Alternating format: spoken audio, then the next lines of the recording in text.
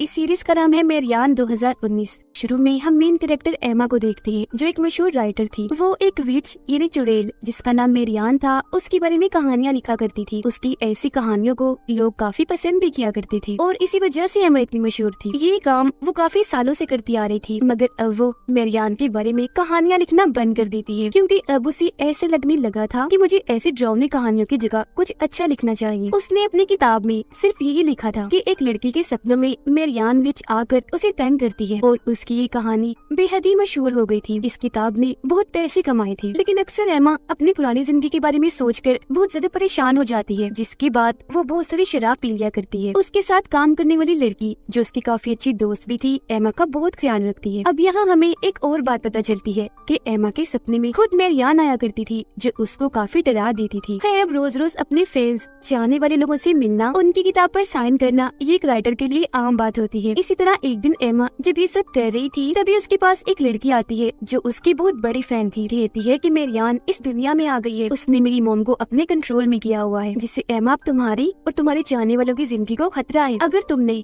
Marian के बारे में लिखना बंद कर दिया तो सब मारे जाएंगे। यहाँ पर नोट करने वाली बात ये थी कि इस लड़के की माँ ही एमा को सपने में डरा रही थी, यानी कि मेरियान की आत्मा उसके अंदर थी। फिर इन बातों पर एमा को यकीन नहीं आता, इसलिए वो लड़की खुद अपनी जान ले लेती है अपनी बात को सही साबित करने के लिए और साथ ही एक लॉकेट छोड़ती है ये कहकर कि ये मेरी मॉम को दे देना। इस हादसे के बाद एमा को अपने मॉम डैड की फिक्र हुई। अपने घर फोन करती है पर कोई भी फोन नहीं उठाता क्योंकि वो कई सालों से अकेली रह रही थी, घर नहीं गई। इस बात को लेकर अब वो थोड़ा परेशान हो जाती है। अपने साथी को लेकर अपने टाउन जाती है जहाँ पर उसके मॉम डैड सही सलामत थे। वो उनके साथ रात गुजारती है और अगली सुबह उस फैन की मॉम से मिलने जाती है जिसने अपनी जान ले ली थी। यहाँ आकर एमा को पता चला कि सच में उस लड़की की मॉम के अंदर मेरियान की आत्मा है जो एमा से कहती है कि तुम्हें मेरे बारे में लिखते रहना होगा। अगर तुमने ऐसा ना किया तो अच्छा नहीं होगा, मैं तुम्हारे मॉम डैड को मार दूंगी। अब यहाँ एमा की मुलाकात अपने बचपन के दोस्तों से होती है जो काफी सालों बाद एमा से मिल रही थी। इन चारों दोस्तों से एमा को बहुत प्यार था, खास तौर पर अपने एक मेल फ्रेंड से जिसकी अब शादी हो गई थी। फिर एमा अब कुछ नहीं लिखती, इसीलिए उसके मॉम डैड गायब हो जाते हैं जो मेरियान का ही काम था। काला जादू करके मेरियान की आत्मा सभी लोगों को अपने कंट्रोल में किया करती थी। यहाँ हमें एक चमड़ी से बनी पोटली भी दिखाई जाती है जिसका मतलब ये था कि वो जहाँ पर भी होगी सबको अपने कंट्रोल में करती रहेगी। एमा अब फिर से अपनी कहानी लिखना शुरू करती है और जो भी वो लिख रही थी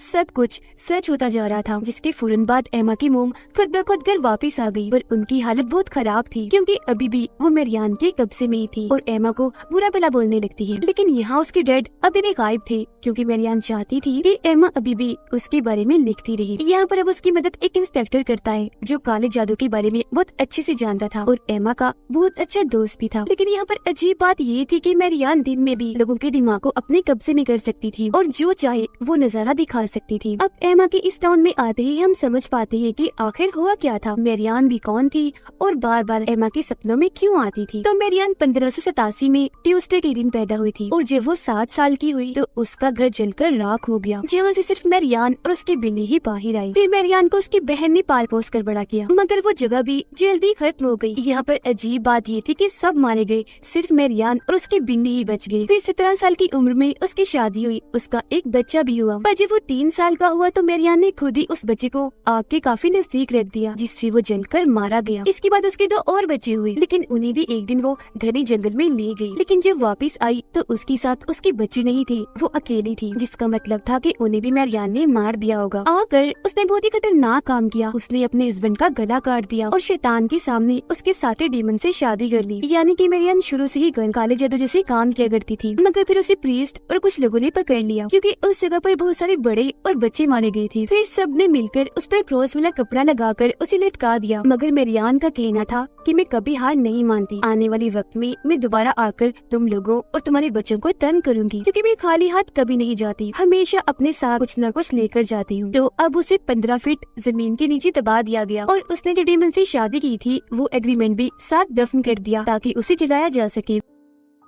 प्रीस्ट उसे जलाने में नाकाम रही तो ऐसे ही उसे दफन कर दिया गया। यानी कि मेरियान को ठीक तरह से कभी खत्म ही नहीं किया गया था। उसकी कब्र बिल्कुल एमा के घर के सामने थी। इसीलिए बचपन में एक बार एमा उसके पास गई जहाँ छोटा सा सुराग था। उसने जब सुराग के अंदर देखा तो एक अजीब सी आवाज सुनाई दी कि मेरियान उसके जरिए दुनिया में आना चाहती है। यानी कि मेरियान ने एमा को ही चुना था कि वो ही इसे इस दुनिया में दोबारा लाएगी। तो तब से एमा को मेरियान की डरावने सपने आने लगे। बचपन से वो मेरियान को अपने सपनों में देख रही थी। तो जब थोड़ी बड़ी हुई तो इस सब के बारे में उसने अपने दोस्तों को बताया। वो सभी मिलकर रात के वक्त मेरियान की आत्मा को बुलाने का जादू करती है, जिसमें वो कामयाब रही। पर मेरियान की आत्मा एमा के अंदर आकर सबको डरा देती है, जिससे यहाँ पर उसकी एक दोस्त तो बहुत ज्यादा डर गई और एमा से बात करना भी बंद कर देती है। अब जब मेरियान की आत्मा उसके अंदर आई तो उसने एमा के दोस्तों को ये कहा कि तुम सब जिनसे प्यार करती हो उन सबको मुझसे खतरा है। जिसके बाद जो दोस्त एमा से बात नहीं कर रही थी, एमा उससे बात करने के लिए उसकी छोटी बहन के पास स्कूल में जाती है ताकि उसके जरिए वो बात कर सके। जहाँ पर उस बीच मेरियान ने आकर उसकी दोस्त की बहन को मार दिया और ये सब कुछ एमा अपनी आंखों से देख चुकी थी। पर इस बारे में एमा ने किसी को कुछ भी नहीं बताया क्योंकि वो इस हादसे की वजह से बहुत डर गई थी। एमा अब चर्च में जाकर फादर से मिलती है। फादर उसे बताते हैं कि मेरियान की आत्मा तुम्हारे साथ जुड़ चुकी है और वो इतनी आसानी से तुम्हारा पीछा नहीं छोड़ेगी। अगर तुम सबकी भलाई चाहती हो तो ये टाउन छोड़कर चली जाओ। अब एमा जानबूझकर अपने टाउन में बुरे बुरे काम करने लग गई, जिस वजह से उसके मॉम डैड ने उसे बाहर भेज दिया और फिर वो एक मशहूर राइटर बनी। और यही वजह थी कि अपने इस पास्ट की वजह से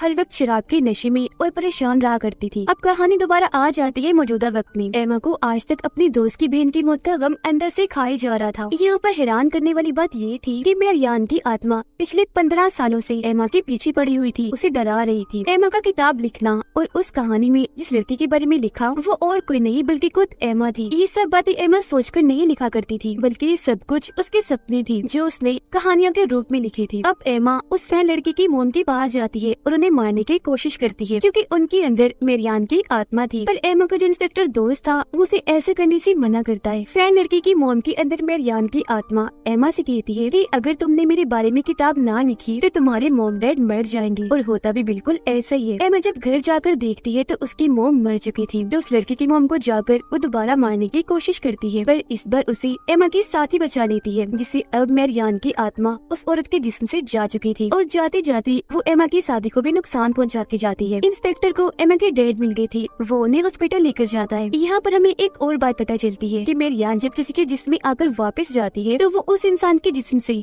कोई न कोई चीज लेकर जाती है। जैसे कि उस औरत के जिस्म से निकलने से पहले वो उसकी आंखें ले गई और उसको अंधा कर दिया। एमा अब उस औरत से दोबारा मिलती है जो नॉर्मल हो गई थी। कहती है कि तुम्हें उसके बारे में लिखते रहना होगा, अगर तुमने लिखना छोड़ दिया तो वो सबको मार देगी या फिर मेरी तरह सबको नुकसान पहुंच जाएगी। ये सब कुछ सुनकर एमा काफी परेशान हो गई। उधर इंस्पेक्टर ने इस केस की अच्छे से जांच की। वो एमा से मिलकर उसे बताता है कि जो कहानियाँ तुमने अपनी किताब में लिखी है ऐसा कहीं न कहीं जरूर हुआ है। जैसे एक बालू ने पूरी बेसबॉल टीम को मार दिया, वहाँ पर सबका ये कहना था कि हमने बालू को बोलते हुए सुना, जिसका मतलब था कि ये सारी कहानियाँ मेरियान ही एमा से लिखवा रही थी, जिससे ये सब असल दुनिया में सच हुआ करता था। ऐसा इसलिए होता था कि जो भी मेरियान के बारे में पढ़ता था वो उसके बारे में ही सपने देखता था। उसके बारे में जो जितने ज्यादा सपने देखेगा मेरियान उतनी ही ताकतवर होगी और बाकी जो लोग मारे जाते थे उनसे तो इसी ताकतें मिलती ही थी। और इस तरह से मेरियान ने एमा से खुद को जोड़ लिया था। यहाँ पर एमा का इंस्पेक्टर दोस्त ये प्लान करता है कि हम सब मिलकर मेरियान विच को उसके असल नाम मेरियान से बुलाएंगे, जिससे उसे आना ही होगा क्योंकि विच अपने असली नाम को झुटला नहीं सकती। पर मेरियान ने इस बीच एमा के 2 दोस्तों के बच्चे चुरा लिए थे ताकि वो एमा को ब्लैकमेल कर सके। उसके सभी दोस्त वापस उसी लाइट हाउस में जाते हैं जहाँ पर 15 साल पहले इन्होंने मेरियान को बुलाया था जादू करके। अब इससे पहले वो इसे दोबारा बुलाते वो एमा की साथी के अंदर आ गई जो हॉस्पिटल में थी, जिसको वहाँ पर एमा के डैड ने भी देख लिया था। वो नर्स को मारने ही वाली थी पर तभी वो दोस्त मेरियान को बुला लेती है और वो एमा की साथी को छोड़कर चली जाती है।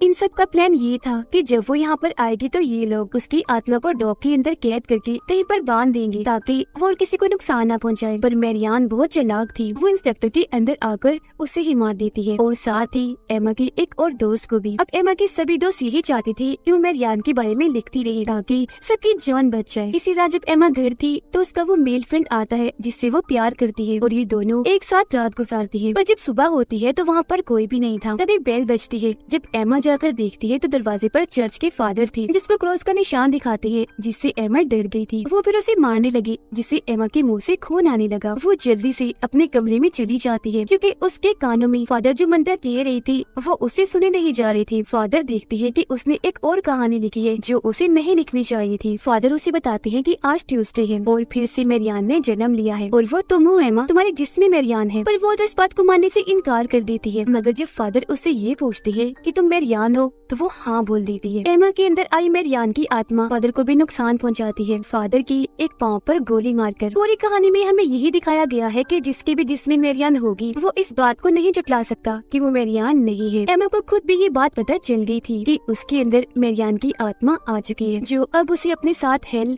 जहन्नुम में ले जाना चाहती थी। वो एमा को अपनी कब्र की तरफ ले जाती है। उसको मेरियान की लाश मिलती है जो अब तक बिल्कुल सही सलामत थी। वो एमा को कहती है चलो मेरे साथ मेरी दुनिया में। उधर असल दुनिया में एमा की तो समझ गई थी कि वो खतरे में है। वो एमा के घर जाकर उसके गले में अपना एक ताकतवर लॉकेट पहना देती है जो उसकी जान बचा सके, क्योंकि एमा का जिस्म इस दुनिया में था, सिर्फ उसकी आत्मा मेरियान के साथ हेल में जा रही थी। जिससे होता ये है कि हेल में एमा उसके साथ जाने से मना कर देती है। मतलब एमा अब अपने होश में आ गई थी। एमा खुद को मारना चाहती थी ताकि उसके साथ साथ मेरियान भी खत्म हो जाए, पर मेरियान उसे रोक रही थी। उधर फादर भी मेरियान की कब्र के पास पहुंचकर आग लगाना चाहते थे ताकि वो एमा को बचा सके। उधर अब मेरियान की दुनिया हेल में एमा के पास बेसबॉल बैट था जिससे वो मेरियान की आत्मा को मारती है और असल दुनिया में उसकी दोस्त एमा को बचा लेती है खुद को गोली मारने से। फादर भी मेरियान की कब्र को आग लगा देते हैं, पर मेरियान की आत्मा ने उन्हें अंदर खींच लिया था, जिसमें जलकर मेरियान की आत्मा तो खत्म होती है, साथ में फादर भी मारे जाते हैं। एमा की डेट बिल्कुल ठीक हो गई थी। उनका रिश्ता एमा के साथ काफी अच्छा हो गया था, जो आज से पहले नहीं था। एमा को उसके साथी भी वापस मिल गई थी,